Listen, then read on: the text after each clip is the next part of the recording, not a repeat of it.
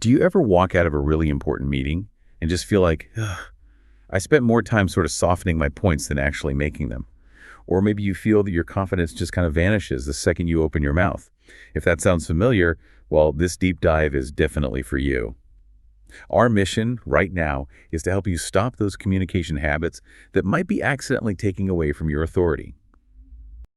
Looking for a fun way to boost your English? Quick chats, easy tips, and a whole lot of poppin' energy, all in one place. This is Podcast Popcorn. Let's pop into it and make learning fun. Welcome to Stop Sounding Weak, Confident English for Smart Women, right here on Podcast Popcorn. We've gathered a whole bunch of stuff, behavioral studies, communication research, articles from executive coaches, all designed to give you some really quick communication fixes, the kind that project competence and leadership almost immediately. Exactly. And we're really targeting those subtle habits, the ones that are often unconscious, learned over years and years of social conditioning. These habits, whether you mean to show you're collaborative or nice or just, they often get read by others, especially at work, as hesitation or self-doubt. And that perception, well, fair or not, it can really hold you back in your career. Right. That's the core issue we're tackling, isn't it? That gap between what you intend to say and how people actually interpret it. So we're going to pinpoint those hidden weak words, fix some specific voice habits, and crucially, give you powerful replacements, things you can use straight away to boost how competent people think you are.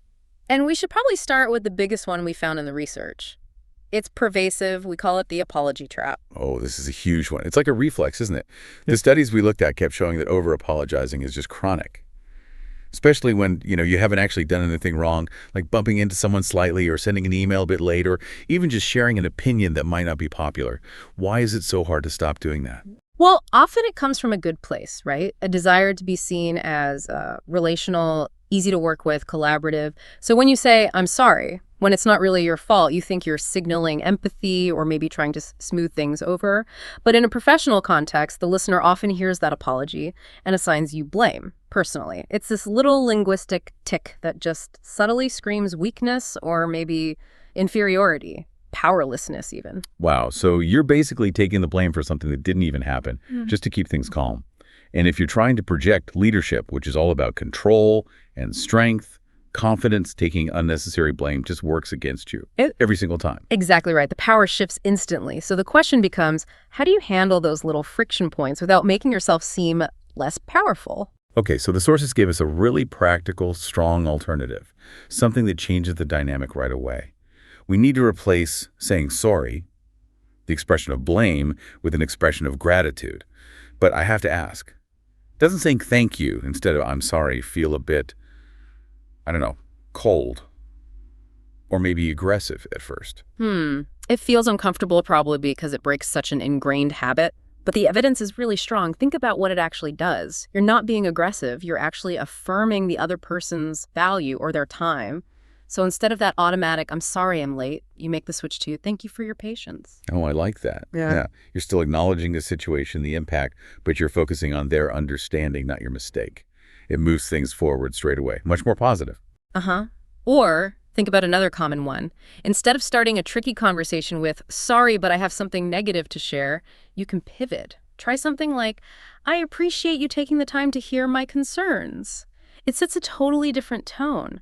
And the research we looked at actually tested this. They found people who used gratitude instead of apologizing were rated way higher on leadership skills and competence overall. That's incredible. Such a small change in words, but a huge payoff.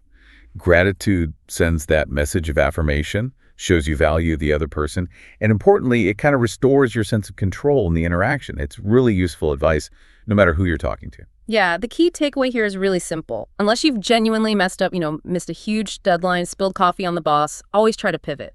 Go for appreciation instead of assigning blame. Okay, that makes sense. So if step one is stop apologizing for just existing, then step two has to be looking at the other words we use once we actually start talking. Let's move past apologies and talk about those verbal habits that just drain your authority. The filler words and all that hedging language. Right. When you really listen to people who communicate assertively, their language is usually very direct, concise. But a common habit we see is hedging. using sort of vague or cautious words that just dilute your message. It makes you sound uncertain, tentative. First up, the fillers, those little verbal crutches that just clutter everything up. You're talking about things like, so just basically, and literally, I have to admit, basically, and sometimes sneak in for me. It's totally unconscious. And that's exactly why we need to catch them. These words often act like psychological padding. They let you soften a request or maybe a strong statement, but use them constantly, and they signal you aren't fully confident in what you're saying. Can you give us a practical example? Because just is everywhere. Like, I just wanted to... Yeah, think about email. You could write, I just wanted to check in on the report. Or you could write, I am checking in on the report. See how just minimizes your request. Makes it seem less important, easier for the other person to put off. When you cut the filler, you sound much more intentional. Okay. And what about getting rid of, what do you do instead? Silence feels awkward for most people. You replace it with a pause. A purposeful pause. It might feel like ages, maybe 2 or 3 seconds to you when you're speaking, but for the listener, it reads as authority, control. It gives them a moment to actually absorb what you just said. When you rush to fill that silence with so or like, you just sound anxious. Right. The pause is powerful. Okay, now let's tackle hedging phrases. The words that inject uncertainty right at the start. Things like starting with I think, or I feel like, or in my opinion. Why are those so bad? We do think these things right. Well, yes, but if you're presenting information or a strategy, it's already assumed it's your thought or your analysis. Starting with I think gives the listener this little subconscious escape hatch. They can dismiss it as, oh, that's just something she thinks, maybe not fully baked yet. Instead, just own it. State it directly. The data shows X, or this strategy requires us to pivot. Be declarative. Ah, okay. So the moment you frame it as just a feeling, you've kind of downgraded it. It goes from a fact-based point to just a guess. Exactly. And this habit crops up after you've made a strong point too, undermining disclaimers. You've just laid out this brilliant strategy and then you kill it with, does that make sense? Yeah. Or the absolute classic self-sabotage. Maybe that's a stupid idea. That's painful just hearing it. You basically hand over all the power you just built up. You're asking them to validate your idea. It just plants doubt where there maybe wasn't any. Look, if you want to open it up for discussion, you don't need to question your own logic. Use firm, inclusive language instead. But keep your authority. Try. How does that sound to you? Or maybe, what are your initial thoughts on this approach? See the difference. Much stronger. Yeah. And finally, on this point, avoid saying things like, I'm no expert, especially when, well, you are the expert, they asked, or saying, I'll try to finish the report. That little word try just opens the door to failure. Be definite. I will finish the report by 5 p.m. Confidence comes from certainty. And speaking of certainty, that brings us nicely from what we say to how we say it, because your vocal conviction and your physical presence, these nonverbal cues, they either boost or completely sabotage all the strong words we've just been talking about. Yeah, the research suggests how you sound often matters even more than the specific words. Wild, isn't it? So we need to focus on, 3 key things for an authoritative voice: pitch, projection, and pace. Right. So pitch. Research consistently finds that in many business settings, which, let's face it, were historically dominated by male voices, typically lower registers a higher voice, maybe a bit sing-songy, can sometimes get dismissed or talked over, steamrolled. Now, the advice isn't about changing your fundamental voice. It's about using the natural depth you have more effectively. How do you do that practically? Well, the technique often recommended is to consciously push your voice into a slightly deeper part of your natural range. You do this by activating your core muscles. Think about pushing the sand out from your diaphragm, low down, rather than letting it vibrate up high in your nose or throat. This helps you avoid that higher, maybe thinner pitch that can sound anxious. And this leads us straight into 2 specific vocal patterns that really undercut authority: upspeak and vocal fry. Upspeak. Okay, yeah. That's the habit of ending sentences that should be statements with a rising pitch, like you're asking a question, even when you're not. Exactly. See how that sounds? That lack of finality makes the speaker sound less sure, less effective, less confident. The studies on this were pretty clear. The fix is often physical. Really focus on letting your tone drop slightly, or at least stay flat at the very end of a statement. Convey certainty, not a question. Okay, drop the pitch at the end. Got it. And the second one, vocal fry. What exactly is that? Vocal fry is that low, creaky, sometimes slightly gravelly sound at the bottom of your register. You hear it sometimes, often with younger speakers, and unfortunately, research links habitual vocal fry with being perceived as less competent, even less hireable, especially for women in professional settings. Wow, less hireable. That's serious. So how do you avoid both uptalk and fry? A lot of it comes down to projection, really focusing on pushing your voice out clearly and strongly, not mumbling. Strong projection tends to naturally keep you out of those very high, anxious pitches and out of the low, creaky fry zone. It ensures you're heard. And being heard is step one to having authority. Makes sense. And projection links to pace too, right? Not rushing. Absolutely. Rushing your words often signals anxiety, like you're desperate to get it all out before someone cuts you off. Purposeful pausing is the key here. It's the antidote to speaking too fast. Pauses seem counterintuitive, but they're powerful. Very. They do two things. They let your ideas actually land and sink in for the listener, especially complex ones. And second, they show you are comfortable holding the floor. You own the silence. Think of that classic line, Bond. Pause, James Bond. The power is all in that pause. Huh. Good example.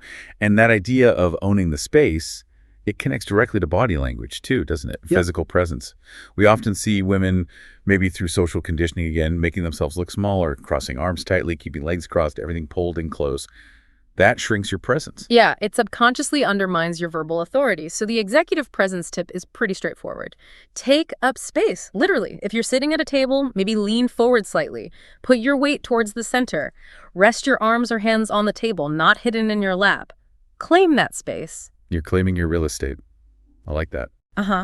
And if you're standing, maybe presenting, use gestures.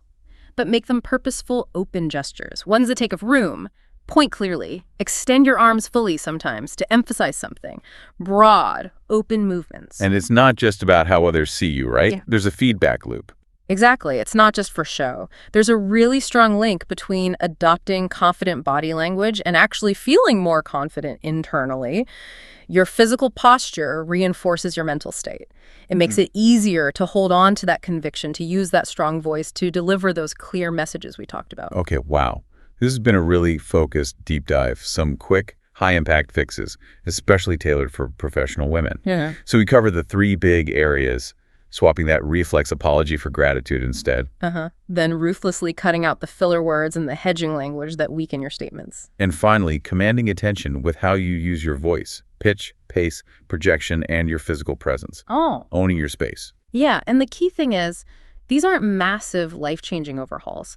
They're small, deliberate tweaks to your habits, but they can lead to really significant shifts in how people perceive your competence, your authority, your influence at work.